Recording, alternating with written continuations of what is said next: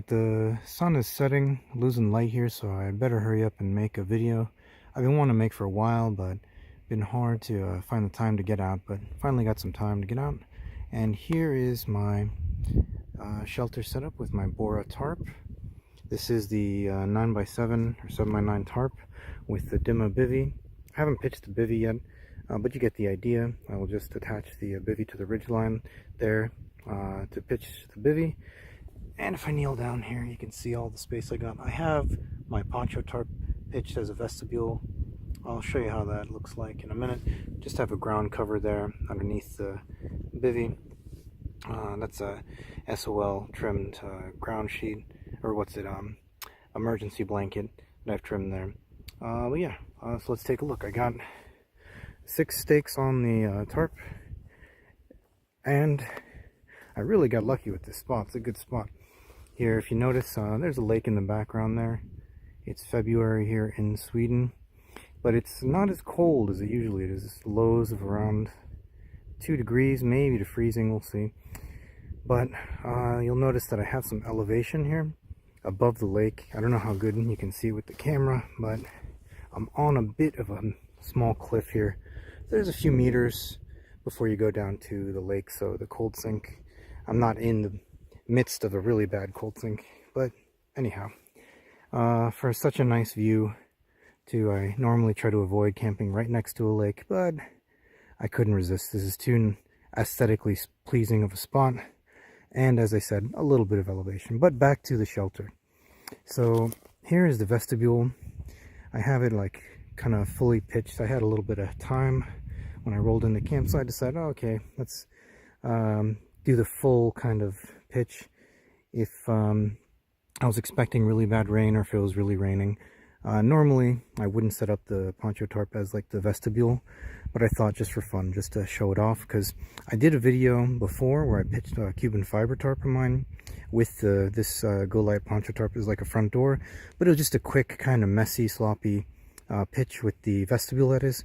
So I decided, you know what, let's do it nicer. So as you see, I bring a couple of spare guy lines for the poncho tarp, and I stake out the poncho tarp kind of like as a front door. And you notice I roll up one side as like the front door, so I have easy access into the shelter here. There's the Bivy. Here's my sleeping bag. Shout out to Ryan, the ultralight enchilada, for the modification on my inline equipment quilt. That's going to be nice and toasty tonight. But yeah, anyway, so we have here, I just put a stick here on that corner. You can use a rock, you can use, you know, a water bottle or whatever if it's not that windy. But yeah, there it is, staked out over there. You can see I've passed the ridge line, rather. I've passed the ridge line through the hood of the poncho, and then I just rolled up one corner. But this is my shelter for the night. Quick little section hike, going on and off trails here in my local area, and you can see plenty of room. I guess I should go inside. Let's see. It's not that long of a video just yet. You can see here how easily I can get in and out. I can sit up. My head's not even touching the top of the tarp. There's my gear. I'm going to bring that in to the vestibule here in case, you know, it rains tonight. It's cloudy. It may rain, but nothing heavy. Probably just some scattered showers.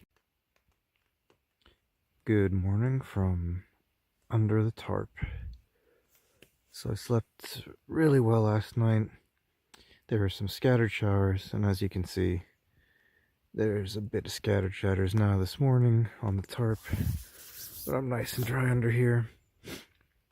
And I'm just deflated my mat. I'm just lying here, getting ready to get moving. Here I am. The Bivy is pitched on both ends. So you see there's like plenty of space inside the Bivy. Yeah. Now I took some video last evening before I went to bed and all that, when there's still light. And I had this poncho pitched at the other end, actually.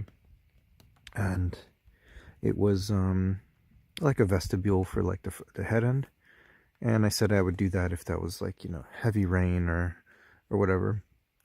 What I decided to do later on that evening after I ate dinner, I noticed that there was a breeze. You can still kind of see that there's a bit of a breeze coming and hitting the back end now. But I decided to move the poncho tarp. I pitched it on the other end. It's easy to do. You unattach the ridge line, and I just switch sides with it, and I repitched it over here. And as I said before, I take a couple of extra guide lines and stakes for the poncho tarp if I want to configure it like this. But to really get it, you know, down low, because I wanted to block as much wind as possible. As I said, the wind was coming from the lake kind of this way. And it was nice, actually. I'm glad I did it, because when I curled up inside of my, under the tarp and inside my bivy later, it was nice to have, you know, the wind blocked.